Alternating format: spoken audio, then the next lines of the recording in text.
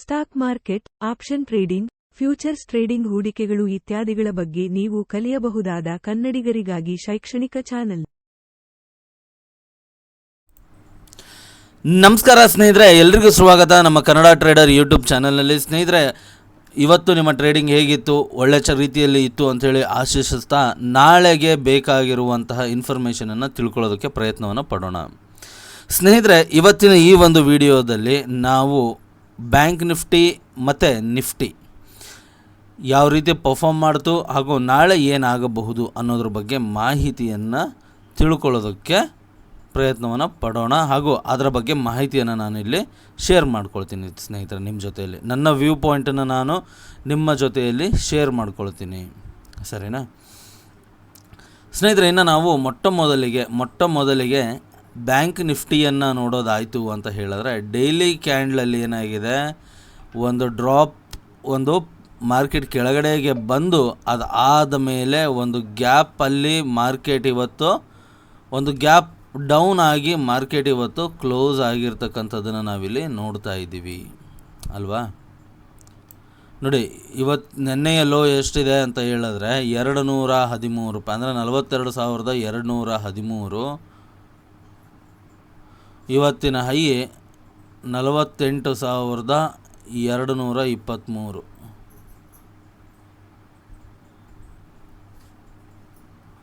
Mostly ಇಲ್ಲೇನಾದರೂ gap ಇದೆಯಾ? Okay, so ಈ ರೀತಿಯಾಗಿ ಇವತ್ತಿನ ಒಂದು ಕ್ಯಾಂಡಲು ಕ್ಲೋಸ್ ಆಗಿರ್ತಕ್ಕಂಥದ್ದು. ಸೊ ಇವತ್ತು ನಾವು ನೋಡೋದಾಯಿತು ಅಂತ ಹೇಳಿದ್ರೆ, ಮಾರ್ಕೆಟು ಇನಿಷಿಯಲ್ ಟೈಮಲ್ಲಿ ಒಂಚೂರು ಆಟ ಆಡ್ತು, ಮಾರ್ಕೆಟು ಅಲ್ಲೇ ಇರೋದಕ್ಕೆ ಪ್ರಯತ್ನವನ್ನು ಪಡ್ತು. ನೋಡಿ, ಇಲ್ಲಿ 5 ಮಿನಿಟ್ಸ್ ಚಾರ್ಟನ್ನು ಹಾಕಿದ್ವಿ ಅಂತ ಹೇಳಿದ್ರೆ, ಇಲ್ಲಿ ಏನಾಗಿದೆ, ಮಾರ್ಕೆಟು ಬೆಳಗ್ಗೆನೆ ಮಾರ್ಕೆಟು ಒಂದೇ ಜಾಗದಲ್ಲಿ ಇರೋದಕ್ಕೆ ಪ್ರಯತ್ನವನ್ನು ಪಟ್ಟಿದೆ ಅಲ್ವಾ.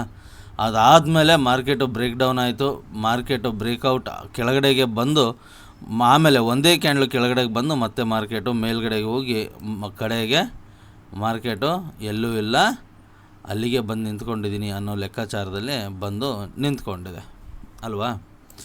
ಸ್ನೇಹಿತರೆ ನೋಡಿ, ಇವತ್ತು ಮಾರ್ಕೆಟಲ್ಲಿ ಕನ್ಸಾಲಿಡೇಷನ್ ಇತ್ತು, ಮೂಮೆಂಟು ಒಂದು ರೀತಿಯಲ್ಲಿತ್ತು, ಅಷ್ಟೊಂದು ಇರಲಿಲ್ಲ, ಬಟ್ ಒಂದು ಚೂರು ಇತ್ತು, ಪರವಾಗಿಲ್ಲ, ಎಕ್ಸ್ಪೆಕ್ಟ್ ಮಾಡ್ಬೋದು, ಒಂದು ಪ್ರಾಫಿಟ್ ಮಾಡ್ಬೋದು ಆದಷ್ಟಿತ್ತು. ಸೊ ನಾವು ಅದನ್ನು ಮಾಡ್ಕೊಂಡಿದ್ವಿ. ಲೈವಲ್ಲೂ ನಾನು ಇವತ್ತು ಬಂದಿದ್ದೆ, ಲೈವಲ್ಲೂ ಸಹ ನೀವು ನೋಡಿರ್ಬೋದು, ನಾವು ಪ್ರಾಫಿಟನ್ನು ಮಾಡ್ಕೊಂಡಿದ್ವಿ. ಅದಾದ ನಂತರ ನಾನೊಂದು ಹೆಡ್ಜಿಂಗ್ ಪೊಸಿಷನನ್ನು ಹಾಕಿದ್ದೆ. ಆ್ಯಸ್ ಎಕ್ಸ್ಪೆಕ್ಟೆಡ್ ನಮ್ಮ ರಿಸ್ಕ್ ಟು ರಿವಾರ್ಡಿನ ಒಳಗಡೆ ಟ್ರೇಡು ಕ್ಲೋಸ್ ಆಗಿದೆ. ಓಕೆ, ಸೊ ಇನ್ನು ನಮ್ಮ ಬೆಳಗ್ಗೆಯ ಸ್ಟ್ರಾಟರ್ಜಿ ಏನಿದೆ ಅದರ ಪ್ರಕಾರ ನಮಗೇನು ಬೆಳಗ್ಗೆ ಒಂದು ಪ್ರಾಫಿಟ್ ಆಗಬೇಕಿತ್ತು, ಅದು ಆಗೋಗಿದೆ. ಅದಾದ ನಂತರ ಈ ಒಂದು ಟ್ರೇಡಲ್ಲೂ ಸಹ ನಾವು ಒಂದು ಒಳ್ಳೆ ಡೀಸೆಂಟ್ ಪ್ರಾಫಿಟನ್ನು ಮಾಡ್ಕೊಂಡ್ವಿ. ಸೊ 2 ಟ್ರೇಡು ನಾವು ಪ್ಲಸ್ಸಲ್ಲಿ ಕ್ಲೋಸ್ ಮಾಡಿ, ಒಂದು ಟ್ರೇಡು ನಮ್ಮದು ರಿಸ್ಕ್ ಟು ರಿವಾರ್ಡಿನ ಒಳಗಡೆ ಕ್ಲೋಸನ್ನು ಮಾಡ್ಕೊಂಡಿದ್ದೀವಿ, ರೈಟ್. ಸೊ ಇದು ಇತ್ತು ಇವತ್ತಿನ ನಮ್ಮ ಒಂದು ಟ್ರೇಡಿನ ಲೆಕ್ಕಾಚಾರ. ಸೊ ಇನ್ನು ನಾವು ಡೈಲಿ ಟೈಮ್ ಫ್ರೇಮಲ್ಲಿ ನೋಡಿದಾಗ ಮಾರ್ಕೆಟು ಇನ್ನೂ ನಮಗೆ ಡೌನ್ ಟ್ರೆಂಡ್ ಬಂದಿಲ್ಲ. ಓವರಾಲ್ ಟ್ರೆಂಡನ್ನು ನೋಡಿದಾಗ ನಮಗೆ ಇನ್ನೂ ಡೌನ್ ಸೈಡು, ಅಂದರೆ ಮಾರ್ಕೆಟು ಕೆಳಗಡೆಗೆ ಬಂದಿಲ್ಲ ಅಕಾರ್ಡಿಂಗ್ ಟು ಡೇ ಚಾರ್ಟ್ ಅಲ್ವಾ. 47,734 ನಮಗೆ ಒಂದು ಸಪೋರ್ಟ್ ಇರ್ತಕ್ಕಂಥದ್ದು ಡೈಲಿ ಚಾರ್ಟಲ್ಲಿ. ಸೊ ಮಾರ್ಕೆಟ್ ಇದರ ಹತ್ರ ಬಂದ್ಬಿಟ್ಟು ವಾಪಸ್ ಮೇಲೆ ಹೋಗೋ ಸಾಧ್ಯತೆಗಳು ಇದೆ. ಸೊ ನಾಳೆ ಏನಾಗ್ಬೋದು ಅನ್ನೋದ್ರ ಬಗ್ಗೆನೂ ತಿಳ್ಕೊಳ್ಳೋಣ. ಸೊ ಮೊದಲನೇ ವಿಷಯ ಏನು ಅಂತ ಹೇಳಿದ್ರೆ, ಮಾರ್ಕೆಟು ನಾಳೆಗೆ 47,000 ಈ ಒಂದು ಲೆವೆಲ್ಗೆ ಒಂದು ಸಪೋರ್ಟ್ ಇದೆ. ಎಲ್ಲಿ ಅಂತೀರ, 47,741 ರೂಪಾಯಿ 45 ಪೈಸೆಗೆ ಒಂದು ಸಪೋರ್ಟನ್ನು ಇಲ್ಲಿ ಕಾಣಿಸ್ತಾ ಇದೆ. ಯಾಕೆ ಅಂತ ಹೇಳಿದ್ರೆ, ಇದು ನನ್ನ ಪ್ರೀವಿಯಸ್ ಸ್ವಿಂಗ್ ಲೋ, ಕರೆಕ್ಟಾ? ಇದು ನನ್ನ ಪ್ರೀವಿಯಸ್ ಸ್ವಿಂಗ್ ಲೋ. ಸೊ ಇದಾಗಿದೆ. ಇದಾದ ಮೇಲೆ ನಾವು ಕಡಿಮೆ ಟೈಮ್ ಫ್ರೇಮಿಗೆ ಬಂದಾಗ, 1 ಅವರ್ ಟೈಮ್ ಫ್ರೇಮಲ್ಲಿ ನಾವು ನೋಡಿದಾಗ, ಇಲ್ಲಿ ನಾವು ಫಿಬೊನಾಚಿಯನ್ನು ಹಾಕಿ ನೋಡಿದಾಗ ಇಲ್ಲಿ ಏನಾಗಿದೆ, ಮಾರ್ಕೆಟು ಮೇಲ್ಗಡೆಯಿಂದ ಒಂದು ಪುಲ್ ಬ್ಯಾಕನ್ನು ಮಾಡಿಕೊಂಡು ಕೆಳಗಡೆಗೆ ಬಂದಿದೆ. ಅದಾದ ನಂತರ 61.8%ಗಿಂತ ಕೆಳಗಡೆಗೆ ಬಂದಿದೆ. ಅದ್ರ ಕೆಳಗಡೆಗೆ ಬಂದಾದ ನಂತರ ಕೆಳಗಡೆಗೆ ಮೂಮೆಂಟನ್ನು ಕೊಟ್ಟಿದೆ. ಇನ್ನು ನಾವು ಟಾರ್ಗೆಟಿನ ವಿಷಯಕ್ಕೆ ಮಾತಾಡೋದಾಯಿತು ಅಂತ ಹೇಳಿದ್ರೆ, ಸ್ನೇಹಿತರೆ, ನಾವಿಲ್ಲಿ ನೋಡ್ತಾ ಇರ್ಬೋದು, ಮಾರ್ಕೆಟಲ್ಲಿ ಏನಾಗಿದೆ, ಇದು ನಮ್ಮ ಮೊದಲನೆಯ ಟಾರ್ಗೆಟನ್ನು ಹಿಟ್ ಮಾಡಿದೆ.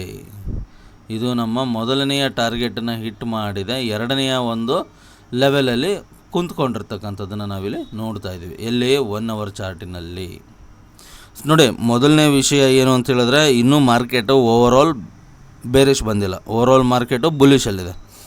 ಎರಡನೇ ವಿಷಯ ಏನು ಅಂತ ಹೇಳಿದ್ರೆ, ಮಾರ್ಕೆಟು ಕೆಳಗಡೆ ಸೈಡಿಗೆ ಬರಬೇಕಾದ್ರೆ ಅದೇನು ಮಿನಿಮಮ್ ನಮ್ಮ ಟಾರ್ಗೆಟ್ ಏನು ಕೊಡಬೇಕಲ್ಲ.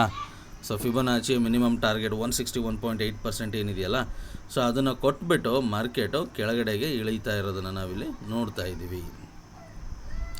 ಅಲ್ಲದೇ ಇಲ್ಲಿ ಒಂದು ನಮಗೆ ಸಪೋರ್ಟ್ ಇದೆ, ಇವಾಗ ಇದು ರೆಸಿಸ್ಟೆನ್ಸ್ ಆಗಿ ಕೆಲಸವನ್ನು ಮಾಡ್ತಾ ಇದೆ ಅಲ್ವಾ. ಇಲ್ಲಿ ನೋಡಿ, ಈ ಒಂದು ಪಾಯಿಂಟಲ್ಲಿ ಏನಿದೆ ನಮಗೆ 41,801ಕ್ಕೆ ಏನಿದೆ, ಇಲ್ಲಿ ಒಂದು ಇಲ್ಲೊಂದು ಏನಿದೆ ನೋಡಿ, ಇಲ್ಲಿ ಕ್ಯಾಂಡಲ್ ಮಲ್ಟಿಪಲ್ ಟೈಮ್ಸ್ ರಿಜೆಕ್ಷನ್ಸ್ಗಳನ್ನು ಪಡ್ಕೊಂಡಿದೆ ಇಲ್ಲಿಂದ. ಸೊ ಈ ಒಂದು ಪಾಯಿಂಟಲ್ಲಿ ನಮಗೆ ಮಾರ್ಕೆಟು ಕೆಳಗಡೆಗಿದೆ. ಸೊ ಇದು ನಮ್ಮ 1 hour. ಸೊ ಇಲ್ಲಿ ನಾವು ಏನು ಆಲೋಚನೆಯನ್ನು ಮಾಡ್ಬೋದು ಅಂತ ಹೇಳಿದ್ರೆ, ಮಾರ್ಕೆಟು ಯಾವಾಗ 48,111 ಮೇಲ್ಗಡೆ, ಅಂದರೆ ಇದ್ರ ಮೇಲ್ಗಡೆ ಯಾವಾಗ ಹೋಗುತ್ತೋ ಇಲ್ಲಿಂದ ನಾವು ಒಂದು ಇಂಟ್ರಾಡೇಗೆ ಒಂದು ಸ್ಕ್ಯಾಲ್ಪಿಂಗಿಗೆ ನಾವಿಲ್ಲೊಂದು ಬೈಯನ್ನು ಮಾಡ್ಕೋಬಹುದು. ಈ ಒಂದು ಮೆಥಡಿನ ಪ್ರಕಾರ ಒಂದು ವೇಳೆ ಕೆಳಗಡೆಗೆ ಬಂತು ಅಂತ ಹೇಳಿದ್ರೆ, ಇಲ್ಲಿಂದ ನಾವು ಒಂದು ಸೆಲ್ಲಿಂಗ್ ಅಪಾರ್ಚುನಿಟಿಯನ್ನು ನೋಡಲಿಕ್ಕೆ ಕಾಣಬಹುದು. ಓಕೆ, ಇನ್ನು ಇದಕ್ಕಿಂತ ಕಡಿಮೆ ಟೈಮ್ ಫ್ರೇಮಿಗೆ ನಾವು ಬಂದಾಗ, ಇದಕ್ಕಿಂತ ಕಡಿಮೆ ಟೈಮ್ ಫ್ರೇಮಿಗೆ ನಾವು ಇಲ್ಲಿ ಇಳಿದಾಗ ಇಲ್ಲಿ ನಮಗೇನು ಕಾಣಿಸ್ತಾ ಇದೆ, ಇಲ್ಲಿ ನಮಗೇನು ಕಾಣಿಸ್ತಾ ಇದೆಯಪ್ಪ ಅಂತ ಹೇಳಿದ್ರೆ, ಇಲ್ಲಿ ಒಂದು ಹೆಡ್ ಆ್ಯಂಡ್ ಶೋಲ್ಡರ್ ಕಾಣಿಸ್ತಾ ಇದೆ, ರೈಟ್. ಇಲ್ಲಿ ಏನು ಕಾಣಿಸ್ತಾ ಇದೆ, ಇಲ್ಲಿ ಒಂದು ಹೆಡ್ ಆ್ಯಂಡ್ ಶೋಲ್ಡರ್ ನನಗೆ ಕಾಣಿಸ್ತಾ ಇದೆ.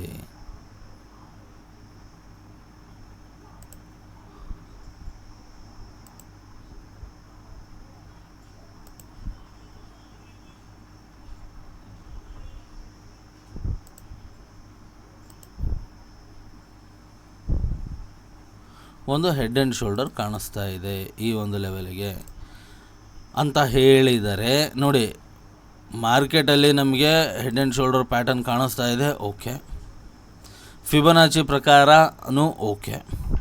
ಆದರೆ ಇಲ್ಲಿ ತುಂಬ ಇಂಪಾರ್ಟೆಂಟ್ ಆದ ವಿಷಯ ಏನಪ್ಪ ಅಂತ ಹೇಳಿದ್ರೆ ನೋಡಿ, ಇಲ್ಲಿ ಗಮನ ಕೊಡಲೇಬೇಕಾದಂಥ ನೋಡಿ, ಸುಮಾರು ಜನರಿಗೆ ಈ ಕಾನ್ಸೆಪ್ಟ್ ಗೊತ್ತಿಲ್ಲ. ನಾನು ಏನು ಮಾತಾಡೋಕ್ಕೆ ಹೋಗ್ತಾ ಇದ್ದೀನಿ, ಸುಮಾರು ಜನರಿಗೆ ಈ ಕಾನ್ಸೆಪ್ಟು ಗೊತ್ತಿಲ್ಲ. ನಾನು ಇವಾಗೇನು ಮಾತಾಡೋಕ್ಕೆ ಹೋಗ್ತಾ ಇದ್ದೀನಲ್ಲ, ಸುಮಾರು ಜನರಿಗೆ ಇಲ್ಲಿ ಕಾನ್ಸೆಪ್ಟು ಗೊತ್ತಿಲ್ಲ. ಸೊ ಡೌ ಜೋನ್ಸ್ ಥಿಯರಿಯ ಪ್ರಕಾರ ಮಾರ್ಕೆಟ್ ಏನಾಗಬೇಕು, higher time frame lower time frame follow ಮಾಡಬೇಕು, ಕರೆಕ್ಟಾ. ಲೋವರ್ ಟೈಮ್ ಫ್ರೇಮ್ ಏನಿದೆ ಅದು ಹೈಯರ್ ಟೈಮ್ ಫ್ರೇಮನ್ನು ಫಾಲೋ ಮಾಡಬೇಕು. ಸೊ ಇಲ್ಲಿ ಹೈಯರ್ ಟೈಮ್ ಫ್ರೇಮ್ ಅಂದರೆ ಯಾವುದು, ಡೈಲಿ ಚಾರ್ಟನ್ನು ನೋಡಿದಾಗ, ಐ ರಿಪೀಟ್, ಡೈಲಿ ಚಾರ್ಟನ್ನು ನೋಡಿದಾಗ ಮಾರ್ಕೆಟ್ ಏನಾಗ್ತಾ ಇದೆ, ಇಲ್ಲಿ ಒಂದು ಬುಲ್ಲಿಶ್ ಅಪ್ ಟ್ರೆಂಡಲ್ಲಿದೆ, ಆದರೆ ರಿಟ್ರೇಸ್ಮೆಂಟಿಗೆ ಕೆಳಗಡೆಗೆ ಬರ್ತಾ ಇದೆ. ಆದರೆ ನಾವು ಲೋವರ್ ಟೈಮ್ ಫ್ರೇಮ್ ಹಾಕಿದಾಗ ಇಲ್ಲಿ ನಮಗೆ ಒಂದು SR ಲೈನ್ ಸಿಕ್ಕಿದೆ, ಸಪೋರ್ಟ್ ಆ್ಯಂಡ್ ರೆಸಿಸ್ಟೆನ್ಸ್ ಲೈನ್ ಸಿಕ್ಕಿದೆ.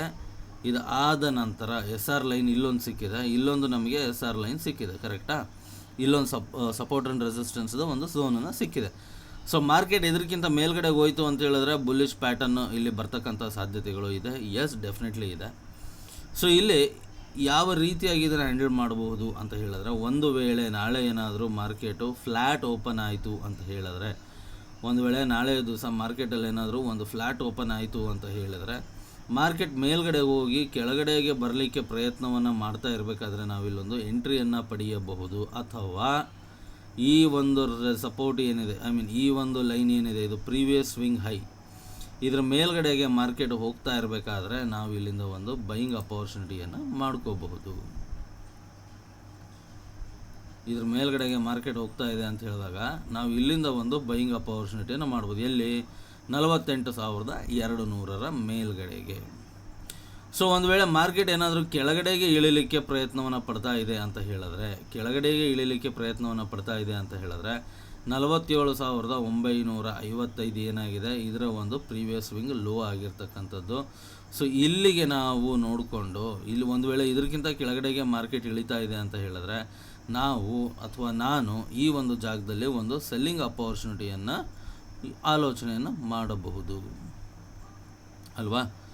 ಸೊ ಇದು ನಮ್ಮ ಒಂದು ಟ್ರೇಡಿನ ಲೆಕ್ಕಾಚಾರ. ಆಮೇಲೆ ಇಲ್ಲಿ ಹೆಡ್ ಆ್ಯಂಡ್ ಶೋಲ್ಡರ್ ಪ್ಯಾಟರ್ನ್ ಬಂದಿದೆ ಅಂತ ಹೇಳಿದ್ರೆ ಎಸ್ ಥಿಯರಿಯಾಟಿಕಲಿ ಏನಾಗಬೇಕು, ಹೆಡ್ ಆ್ಯಂಡ್ ಶೋಲ್ಡರ್ ಪ್ಯಾಟರ್ನ್ ಬಂದಿದೆ ಅಂತ ಹೇಳಿದ್ರೆ ಥಿಯರಿಯಾಟಿಕಲಿ ಏನಾಗಬೇಕು, ಮಾರ್ಕೆಟ್ ಕೆಳಗಡೆಗೆ ಹೋಗಬೇಕು. ಕರೆಕ್ಟಾ? ಎಷ್ಟು ಜನ ಅಗ್ರಿ ಮಾಡ್ತೀರಾ ಕೆಳಗಡೆ ಕಮೆಂಟ್ ಸೆಕ್ಷನಲ್ಲಿ ತಿಳಿಸಿ. ಹೆಡ್ ಆ್ಯಂಡ್ ಶೋಲ್ಡರ್ ಪ್ಯಾಟರ್ನ್ ಬಂದಿದೆ ಅಂತ ಹೇಳಿದ್ರೆ ಮಾರ್ಕೆಟ್ ಕೆಳಗಡೆಗೆ ಹೋಗಬೇಕು ಅಂತ. ಆದರೆ ಮಾರ್ಕೆಟಲ್ಲಿ ಒಂದು ಕಾನ್ಸೆಪ್ಟ್ ಇದೆ, ಅದು ಏನು ಅಂತ ಹೇಳಿದ್ರೆ ಚೇಂಜ್ ಇನ್ ಪೋಲರೈಸೇಷನ್. ಎಸ್ ಸ್ನೇಹಿತರೆ, ಮಾರ್ಕೆಟಲ್ಲಿ ಒಂದು ಕಾನ್ಸೆಪ್ಟ್ ಇದೆ, ಚೇಂಜ್ ಇನ್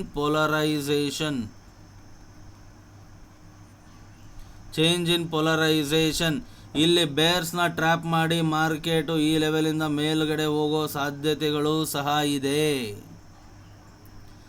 ಬ್ಯಾಂಕ್ ನಿಫ್ಟಿಲಿ ಈ ಲೆವೆಲಿಂದ ಮಾರ್ಕೆಟು ಮೇಲ್ಗಡೆಗೆ ಬೈಯರ್ ಸೆಲ್ಲರ್ಸ್ನ ಟ್ರ್ಯಾಪ್ ಮಾಡಿಕೊಂಡು ಮೇಲ್ಗಡೆ ಹೋಗೋ ಸಾಧ್ಯತೆಗಳು ಸಹ ಇದೆ. ಸೊ ಈ ಒಂದು ಝೋನಿನಲ್ಲಿ ಮಾರ್ಕೆಟ್ ಇರೋವರೆಗೂ ನಾವು ತುಂಬ ಹುಷಾರಾಗಿರಬೇಕು. ಹುಷಾರಂತ ಹೇಳಿದ್ರೆ ಏನಿಲ್ಲ, ನಾವೇನು ಲಾಂಗ್ ಟರ್ಮ್ ಏನಿಲ್ಲ ಆಲೋಚನೆ ಮಾಡ್ತಾ ಇಲ್ವಲ್ವಾ. ಸೊ ಈ ಒಂದು ಝೋನಿನ ಕೆಳಗಡೆಗೆ ನಾವಿಲ್ಲೊಂದು ಸೆಲ್ಲಿಂಗ್ ಅಪಾರ್ಚುನಿಟಿಯನ್ನು ಆಲೋಚನೆ ಮಾಡಬಹುದು. ಅದೇ ರೀತಿಯಾಗಿ ಇದರ ಮೇಲ್ಗಡೆಗೆ ಬಂದಾಗ ಒಂದು ಸ್ಕ್ಯಾಲ್ಪಿಂಗ್ ಮಾಡ್ಕೋಬಹುದು, ಅಥವಾ ಮಾರ್ಕೆಟ್ ಫ್ಲ್ಯಾಟಲ್ಲಿ ಓಪನ್ ಆಗಿ ಇದರ ಮೇಲ್ಗಡೆ ಹೊರಡಿತು ಅಂತ ಹೇಳಿದ್ರೆ ನಾವು ಇಲ್ಲಿಂದನೇ ಒಂದು ಬೈಯಿಂಗ್ ಅಪಾರ್ಚುನಿಟಿಯನ್ನು ಆಲೋಚನೆ ಮಾಡಬಹುದು. ಚೇಂಜ್ ಇನ್ ಪೊಲರೈಸೇಷನ್ ಇಲ್ಲಿಗೆ ಬಂದು ಆಗೋ ಬದಲಿಗೆ ಇಲ್ಲಿಂದನೂ ಆಗುವ ಸಾಧ್ಯತೆಗಳು ಇದೆ. ನೋಡಿ, 3 ವಿಷಯಗಳು ಏನು. ಓವರಾಲ್ ಮಾರ್ಕೆಟ್ ಏನಿದೆ ಅಪ್ ಟ್ರೆಂಡಲ್ಲಿದೆ. ಇಂಟರ್ಮಿಟೆಂಟ್ ಮಾರ್ಕೆಟ್ ಅಂದರೆ 1 ಅವರ್ ಚಾರ್ಟಿನಲ್ಲಿ ಏನು ಹೇಳ್ತಾ ಇದೆ, ನಮಗೆ ಸಪೋರ್ಟನ್ನು ಕೊಟ್ಟಿದೆ, ರೆಸಿಸ್ಟೆನ್ಸನ್ನು ಕೊಟ್ಟಿದೆ. ಮಾರ್ಕೆಟು ಫಿಬೊನಾಚಿಯ ಪ್ರಕಾರ ಫಸ್ಟ್ ಟಾರ್ಗೆಟನ್ನು ಅಚೀವ್ ಮಾಡಾಗಿದೆ. ಇನ್ನು ಸೆಕೆಂಡ್ ಟಾರ್ಗೆಟು 261.8 ಕೊಡಬೇಕು. ಕರೆಕ್ಟಾ? ಈ ರೀತಿ ಇರಬೇಕಾದ್ರೆ ಮಾರ್ಕೆಟ್ ಆಲ್ರೆಡಿ 161.8ಗಿಂತ ಕೆಳಗಡೆಗಿದ್ದು 261.8ಗಿಂತ ಒಳಗಡೆ ರೇಂಜಲ್ಲಿ ಇರಬೇಕು ಅಂತ ಹೇಳಿದ್ರೆ ಮಾರ್ಕೆಟ್ ಇಲ್ಲಿಂದ ಈ ಲೆವೆಲ್ನ ಟಚ್ ಮಾಡಿ ಹೋಗಬಹುದು, ಅಥವಾ ಮಾರ್ಕೆಟ್ ಇಲ್ಲಿಂದನೇ ಒಂದು ರಿಜೆಕ್ಷನನ್ನು ಸಹ ಪಡೆಯಬಹುದು.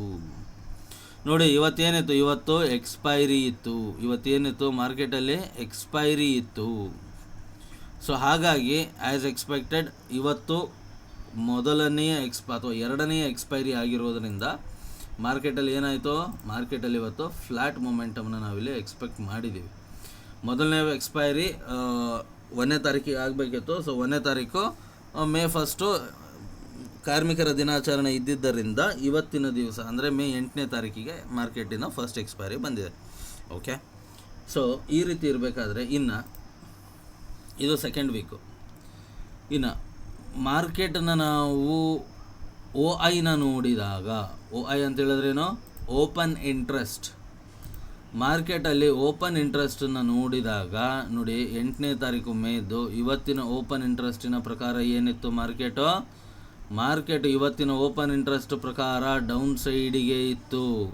ಕಾಲ್ ಸೈಡಿಗೆ 55,62,314 ಕಾಂಟ್ರಾಕ್ಟ್ಗಳಾದರೆ ಪುಟ್ ಸೈಡಲ್ಲಿ 35,02,361 ಕಾಂಟ್ರಾಕ್ಟ್ಸ್ ಇತ್ತು. ಸೊ ಮಾರ್ಕೆಟು ಡೌನ್ ಸೈಡ್ ಬರಬೇಕಾದಂತಹ ಲೆಕ್ಕಾಚಾರ ಇತ್ತು. ಅದೇ ರೀತಿ ಮಾರ್ಕೆಟ್ ಇವತ್ತು ರೆಡ್ಡಲ್ಲೂ ಸಹ ಇತ್ತು. ಇನ್ನು 15ನೇ ತಾರೀಕು ಎಕ್ಸ್ಪೈರಿಗೆ ನಮ್ಮ ಒಂದು ಓಪನ್ ಇಂಟ್ರೆಸ್ಟನ್ನು ನಾವು ನೋಡಿದಾಗ ಏನೇನು ಮಾಹಿತಿಗಳನ್ನು ಕೊಡುತ್ತೆ ಇದನ್ನೂ ಸಹ ನಾವು ತಿಳ್ಕೊಳ್ಳೋಣ.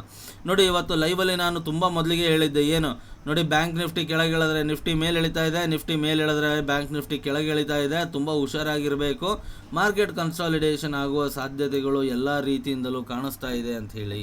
ಸೊ ನಾವು ನೋಡಿದಾಗ ಇವತ್ತು ಮಾರ್ಕೆಟು ಸಹ ಅದೇ ರೀತಿಯಾದಂತಹ ಒಂದು ಮೂಮೆಂಟಮನ್ನು ಮಾಡಿಕೊಳ್ತು.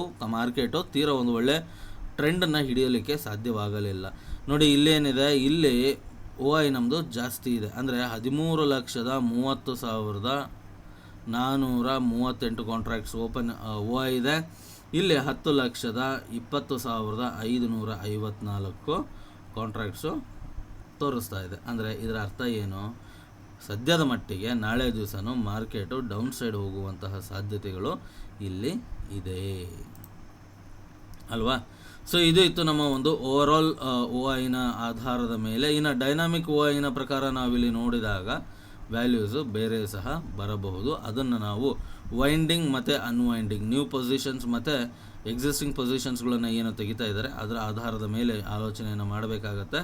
ಆದರೆ ಇಲ್ಲಿ ಯಾವುದೇ ರೀತಿಯಾದಂತಹ ಅನ್ವೈಂಡಿಂಗ್ ನನಗೆ ಕಾಲಲ್ಲಾಗಲಿ ಪುಟ್ಟಲ್ಲಾಗಲಿ ಇಲ್ಲಿ ಕಾಣಿಸ್ತಾ ಇಲ್ಲ. ಯಾವುದೇ ರೀತಿಯಾದಂತಹ ಅನ್ವೈಂಡಿಂಗು ಕಾಲಲ್ಲಾಗಲಿ ಪುಟ್ಟಲ್ಲಾಗಲಿ ಕಾಣಿಸ್ತಾ ಇಲ್ಲ. ಒಂದೇ ಒಂದು ಕಡೆ ಅನ್ವೈಂಡಿಂಗ್ ಆಗಿದೆ. ಅದು ಎಲ್ಲಿ ಅಂತ ಹೇಳಿದ್ರೆ 48,400ರಲ್ಲಿ ಒಂದು ಅನ್ವೈಂಡಿಂಗ್ ಆಗಿದೆ. ಇದನ್ನು ಬಿಟ್ವಿ ಅಂತ ಹೇಳಿದ್ರೆ ಇನ್ನು ಬೇರೆ ಎಲ್ಲೂ ನಮಗೆ ಅನ್ವೈಂಡಿಂಗ್ ಆಗಿರೋದು ಕಾಣಿಸ್ತಾ ಇಲ್ಲ. ಕರೆಕ್ಟಾ? Okay. So market slightly bearish ಆಗಬಹುದು ಅಥವಾ ಒಂದು ರೇಂಜ್ ದಾಟಿದ ನಂತರ ಮಾರ್ಕೆಟು ಕನ್ಸಿಸ್ಟೆಂಟಾಗಿ ಕೆಳಗಡೆಗೆ ಬರುವಂತಹ ಸಾಧ್ಯತೆಗಳು ಸಹ ಇದೆ. ಮತ್ತು ಎಂಡ್ ಆಫ್ ದ ಡೇ ಸ್ನೇಹಿತರೆ, ಸುಪ್ರೀಂ ಏನು ಅಂತ ಹೇಳಿದ್ರೆ market is always right. So ಈ ಒಂದು ಪಾಯಿಂಟಲ್ಲಿ ನೋಡಿದಾಗ ಇಲ್ಲಿಂದ ಮಾರ್ಕೆಟ್ ಒಂದು ಬುಲ್ಲಿಶ್ ಮೊಮೆಂಟಮನ್ನು ಕೊಡುವ ಸಾಧ್ಯತೆಗಳಿದೆ. ನೋಡಿ, ಇಲ್ಲಿಂದ ಮಾರ್ಕೆಟ್ ಕೆಳಗಡೆಗೆ ಬಂತು, ಇಲ್ಲಿ ಒಂದು ರಿಕವರಿಯನ್ನು ಮಾಡೋದಕ್ಕೆ ಟ್ರೈ ಮಾಡ್ತು, ಬಟ್ ಫೇಲ್ ಆಯಿತು. ಅಲ್ಲಿಂದ ಮತ್ತೆ ಮಾರ್ಕೆಟ್ ಕೆಳಗಡೆಗೆ ಬೀಳೋದಕ್ಕೆ ಶುರುವಾಯಿತು. ಈ ಒಂದು ಝೋನಿಂದ ಮತ್ತೆ ಮಾರ್ಕೆಟ್ ನೋಡಬೇಕು ಏನಾಗುತ್ತೋ. 48,000 ಒಂದು ಸೈಕಾಲಜಿಕಲ್ ಸಪೋರ್ಟ್ ಇದೆ. ಆ ಸಪೋರ್ಟಿನ ಮೇಲ್ಗಡೆಗೇನೋ ಮಾರ್ಕೆಟ್ ಕ್ಲೋಸ್ ಆಗಿರ್ತಕ್ಕಂಥದ್ದನ್ನು ನಾವಿಲ್ಲಿ ನೋಡ್ತಾ ಇದ್ದೀವಿ. ಸೊ ನಮ್ಮ ಒಂದು 255 ಸ್ಟ್ರಾಟಜಿಯ ಪ್ರಕಾರ ನೋಡ್ಕೊಂಡ್ವಿ ಅಂತ ಹೇಳಿದ್ರೆ 3 ಗಂಟೆ, ಇದು 2 ಗಂಟೆ. ಸೊ 255 ಟ್ರೇಡಿಂಗ್ ಸ್ಟ್ರಾಟಜಿಯ ಪ್ರಕಾರ ನಾಳೆ ನಮಗಿಲ್ಲೊಂದು ಗ್ಯಾಪ್ ಅಪ್ ಸಿಗಬೇಕು. ನಾಳೆ ನಮ್ಮ 255 BTST buy today sell tomorrow ಥಿಯರಿಯ ಆಧಾರದ ಮೇಲೆ ನಮ್ಮ ಒಂದು 255 ಟ್ರೇಡಿಂಗ್ ಸ್ಟ್ರಾಟಜಿಯ ಮೇಲೆ ನಾಳೆಯ ದಿವಸ ಗ್ಯಾಪ್ ಅಪ್ ಆಗಬೇಕಾದಂತಹ ಲಕ್ಷಣಗಳು ಕಾಣಿಸ್ತಾ ಇದೆ. I my B wrong, but ಏನಪ್ಪ ಅಂತ ಹೇಳಿದ್ರೆ ನಾವು ಟೆಕ್ನಿಕಲ್ ಅನಾಲಿಸಿಸ್ ಮಾಡೋ ಉದ್ದೇಶ ಏನು ಅಂತ ಹೇಳಿದ್ರೆ ಹಿಸ್ಟ್ರಿ ರಿಪೀಟ್ಸ್ ಅನ್ನೋ ಒಂದು ಕಾನ್ಸೆಪ್ಟಿನ ಆಧಾರದ ಮೇಲೆ. ಸೊ ಇವತ್ತು ನಮ್ಮ ಒಂದು ಸ್ಟ್ರಾಟಜಿಯನ್ನು ಫುಲ್ಫಿಲ್ ಮಾಡಿರೋ ಉದ್ದೇಶದಿಂದಾಗಿ ನಾಳೆ ಬೆಳಗ್ಗೆ ನಾವು ಗ್ಯಾಪ್ ಅಪ್ಪನ್ನು ಎಕ್ಸ್ಪೆಕ್ಟ್ ಮಾಡ್ತಾ ಇದ್ದೀವಿ. ಸೊ ಇದು ಮಾರ್ಕೆಟಿನ ಒಂದು ಕಡೆ ಲೆಕ್ಕಾಚಾರ ಬ್ಯಾಂಕ್ ನಿಫ್ಟಿದಾದರೆ. ಇವಾಗ ನಿಫ್ಟಿ ಏನನ್ನು ಹೇಳುತ್ತೆ ಅನ್ನೋದನ್ನು ನೋಡ್ಕೊಂಬರೋಣ ಸ್ನೇಹಿತರೆ. ಫುಲ್ ಡೀಟೇಲ್ ಆಗಿ ಅನಲೈಸ್ ಮಾಡೋದನ್ನು ಹೇಳ್ಕೊಡ್ತಾ ಇದ್ದೀನಿ ಈ ವಿಡಿಯೋದಲ್ಲಿ. ಎಸ್, ಇಲ್ಲಿ ನಾವು ನಿಫ್ಟಿಯನ್ನು ನೋಡೋಣ.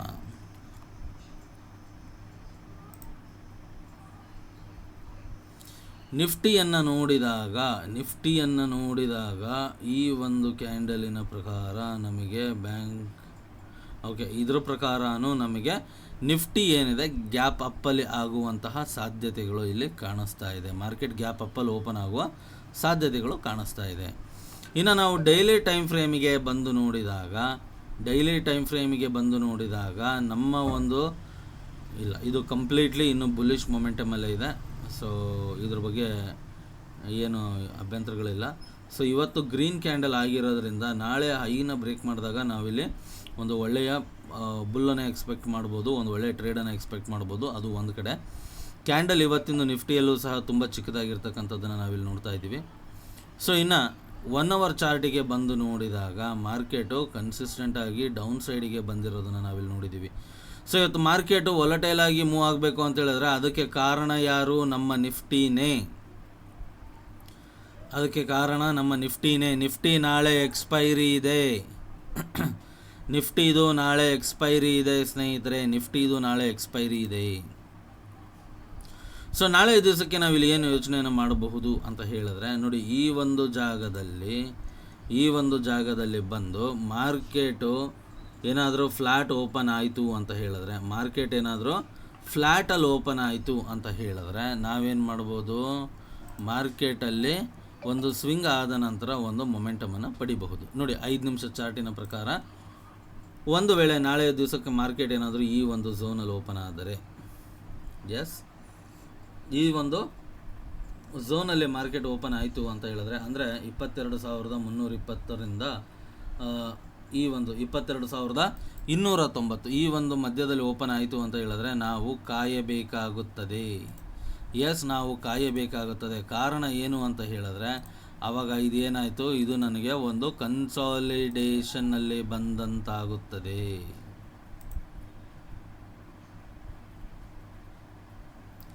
ಇಲ್ಲಿ ನೋಡಿ, ಇದೇನಾಯಿತು, ಒಂದು ಕನ್ಸಾಲಿಡೇಷನ್ ಸ್ಟೇಜಲ್ಲಿ ಬಂದಂತಾಗುತ್ತದೆ.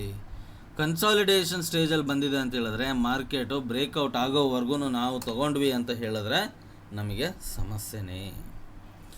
ಸೊ ಈ ಒಂದು ಝೋನಿನ ಹೊರಗಡೆಗೆ ಮಾರ್ಕೆಟ್ ಏನಾದರೂ ಬಂದರೆ ನಾಳೆಯ ದಿವಸ ನೋಡಿ, ಗ್ಯಾಪ್ ಅಪ್ಪಲ್ಲಿ ಓಪನ್ ಆಗಿ ಈ ಒಂದು ಲೈನಿನ ಮೇಲ್ಗಡೆ, ಈ ಒಂದು ಬಾಕ್ಸಿನ ಮೇಲ್ಗಡೆಗೆ ಬಂತು ಅಂತ ಹೇಳಿದ್ರೆ ಅಂದರೆ ಯಾವ ಪ್ರೈಸು ಅಂತ ಹೇಳ್ತೀರಾ ನೋಡಿ ಸ್ನೇಹಿತರೆ, ನಾಳೆ ಸ್ಟ್ರೈಟ್ ಫಾರ್ವರ್ಡ್ ಇದೆ ನಿಫ್ಟಿ 22,316 ಒಂದು ರೆಸಿಸ್ಟೆನ್ಸ್ ಇರ್ತಕ್ಕಂಥದ್ದು, ಅಂದರೆ ಪ್ರೀವಿಯಸ್ ಸ್ವಿಂಗ್ ಹೈ ಇರ್ತಕ್ಕಂಥದ್ದು.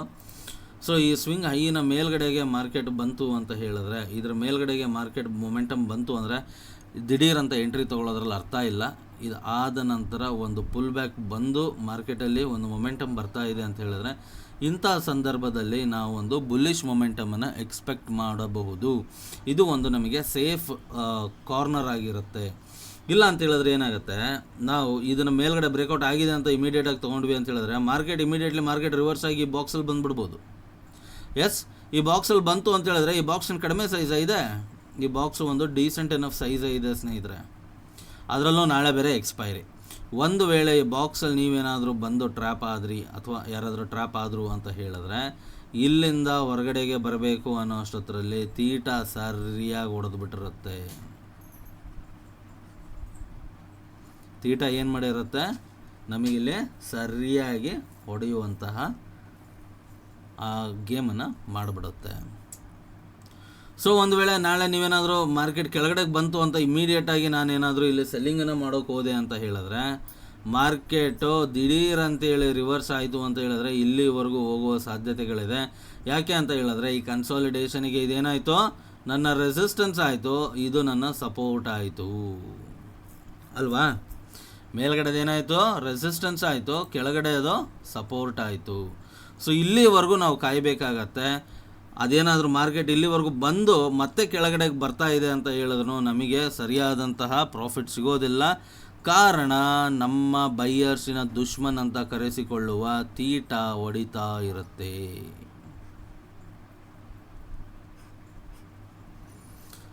ರೈಟ್, ಇಲ್ಲಿ ತೀಟ ಹೊಡಿತಾ ಇರುತ್ತೆ. ಸೊ ಈ ಕನ್ಸಾಲಿಡೇಷನ್ ಬಾಕ್ಸಲ್ಲಿ ಇರೋವರೆಗೂ ನಾವು ಟ್ರೇಡನ್ನು ತಗೊಳ್ಳೋದು ಸೂಕ್ತವಲ್ಲ. ಇದನ್ನು ಮುರಿದು ಮೇಲ್ಗಡೆ ಅಥವಾ ಕೆಳಗಡೆಗೆ ಬಂದ ನಂತರ ಮತ್ತೆ ಒಂದು ಪುಲ್ ಬ್ಯಾಕ್ ಆಗಿ ರೀಟೆಸ್ಟ್ ಆಗಬೇಕು. ಮತ್ತೆ ಒಂದು ಪುಲ್ ಬ್ಯಾಕ್ ಆಗಿ ರೀಟೆಸ್ಟ್ ಆದಮೇಲೆ ಎಂಟ್ರಿಯನ್ನು ತಗೊಂಡ್ರೆ ಇಲ್ಲಿ ನಾವು ಸೇಫ್ ಆಗಿರ್ತಕ್ಕಂತಹ ಪ್ರೊಬ್ಯಾಬಿಲಿಟಿ ಜಾಸ್ತಿ ಇರುತ್ತೆ. ಜೊತೆಯಲ್ಲಿ ನಮಗೆ ಸ್ಟಾಪ್ ಲಾಸನ್ನು ಇಡೋದಕ್ಕೆ ಒಂದು ಸರಿಯಾದಂತಹ ಲೆವೆಲ್ಗಳು ನಮಗಿಲ್ಲಿ ಸಿಗುತ್ತೆ ಅಲ್ವಾ. ಸೊ ಸ್ನೇಹಿತರೆ, ನಾವಿಲ್ಲಿ ನೋಡ್ತಾ ಇರ್ಬೋದು ಮಾರ್ಕೆಟ್ ಕ್ಯಾಪಿಟಲೈಸೇಷನ್ $4 ಟ್ರಿಲಿಯನ್ ಹತ್ರ ಬಂದಿರತಕ್ಕಂಥದ್ದನ್ನು ನಾವು ನೋಡ್ತಾ ಇದ್ದೀವಿ. ಇಲ್ಲಿ ನೋಡಿ $4.76 ಟ್ರಿಲಿಯನ್ 8ನೇ ತಾರೀಕು ಮೇ 2024. ಸೂಪರ್ ಅಲ್ಲ? I love the market man. Okay,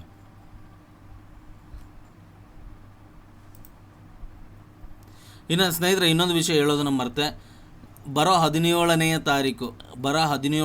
ತಾರೀಕು ನಮ್ಮ ಒಂದು ವೆಬಿನಾರ್ ಇದೆ. ಬರೋ 17ನೇ ತಾರೀಕು ಶುಕ್ರವಾರ ಸಾಯಂಕಾಲ 6 ಗಂಟೆಗೆ ನಮ್ಮ ಒಂದು ವೆಬಿನಾರ್ ಇದೆ. ವೆಬಿನಾರು ಹಿಂದಿ ಭಾಷೆ ಹಾಗೂ ಆಂಗ್ಲ ಭಾಷೆಯಲ್ಲಿರ್ತಕ್ಕಂತಹ ಒಂದು ವೆಬಿನಾರ್ ಇದು. ಸೊ ಯಾರಾದರೂ ಇಂಟ್ರೆಸ್ಟ್ ಇದ್ರಿ ಅಂತ ಹೇಳಿದ್ರೆ ದಯವಿಟ್ಟು ವೆಬಿನಾರ್ನ ಜಾಯಿನ್ ಮಾಡಿ. ಈ ವೆಬಿನಾರಲ್ಲಿ ನಾನು ಮಾರ್ಕೆಟ್ ಸೈಡ್ ವೈಸ್ ಇದ್ದಾಗಲೂ ಸಹ ಯಾವ ರೀತಿಯಾಗಿ ನಮ್ಮ ಒಂದು ಪ್ರೂವ್ಡ್ ಆ್ಯಂಡ್ ಟೆಸ್ಟೆಡ್ ಸ್ಟ್ರಾಟಜಿಯ ಪ್ರಕಾರ ಟ್ರೇಡನ್ನು ಮಾಡಬಹುದು, ಯಾವ ರೀತಿಯಾಗಿ ಒಂದು ನಾವು ಆಲೋಚನೆಯನ್ನು ಮಾಡಬಹುದು ಅನ್ನೋದನ್ನು ಹೇಳ್ಕೊಡೋಕೆ ಹೋಗ್ತಾ ಇದ್ದೀನಿ. ಸೊ ಇಂಟ್ರೆಸ್ಟ್ ಇರೋರು ದಯವಿಟ್ಟು ರಿಜಿಸ್ಟರ್ ಮಾಡ್ಕೊಳ್ಳಿ. ಡೆಫಿನೆಟ್ಲಿ ಇಲ್ಲಿ ರಿಜಿಸ್ಟ್ರೇಷನ್ ಫೀಸ್ ಇದೆ, $250 ಮಾತ್ರ. ಅದು ನಿಮ್ಮ ಒಂದು ಸ್ಟಾಪ್ ಲಾಸ್, ಚಿಕ್ಕ ಸ್ಟಾಪ್ ಲಾಸ್ಗಿಂತನೂ ಚಿಕ್ಕ ಪ್ರೈಸ್ ಇರ್ತಕ್ಕಂತಹದ್ದು. ಇಟ್ಟಿರೋದೇನಕ್ಕೆ ಅಂತ ಹೇಳಿದ್ರೆ ಸೀರಿಯಸ್ ಪೀಪಲ್ ಬಂದು ಜಾಯಿನ್ ಆಗಲಿ ಅನ್ನೋ ಒಂದು ಉದ್ದೇಶ.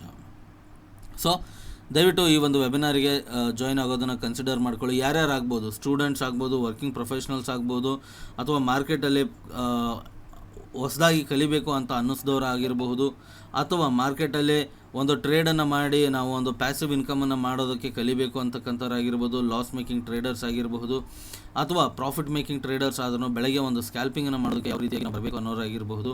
ಎಲ್ಲರಿಗೂ ಒಂದಿಷ್ಟು ಮಾಹಿತಿ ಸಿಗುವಂತಹ ಒಂದು ಪ್ರೋಗ್ರಾಮ್ ಸ್ನೇಹಿತರೆ ಇದು.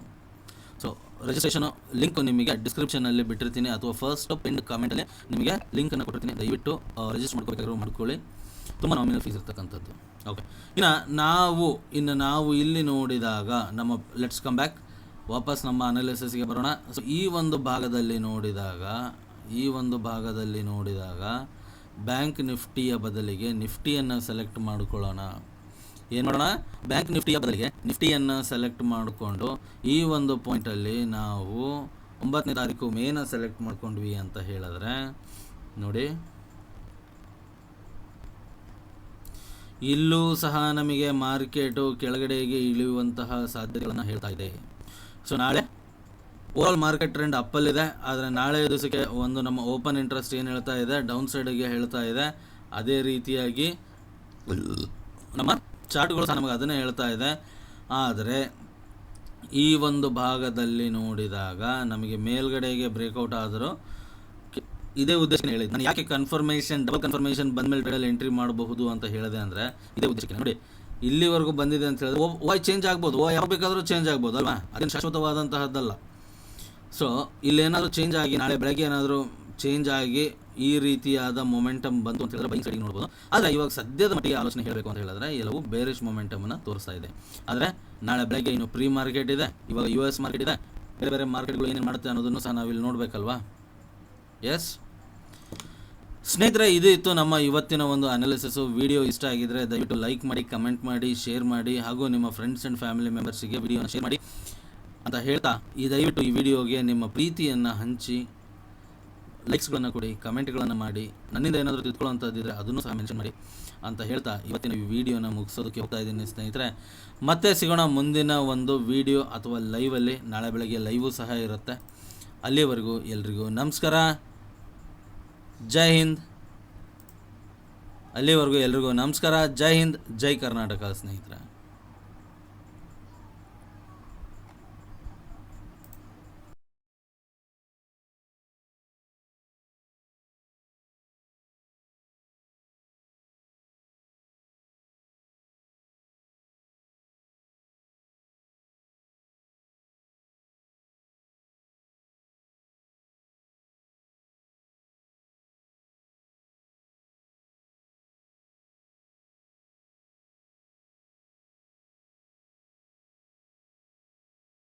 Stock market, option trading, futures trading, ಹೂಡಿಕೆಗಳು ಇತ್ಯಾದಿಗಳ ಬಗ್ಗೆ ನೀವು ಕಲಿಯಬಹುದಾದ ಕನ್ನಡಿಗರಿಗಾಗಿ ಶೈಕ್ಷಣಿಕ ಚಾನೆಲ್.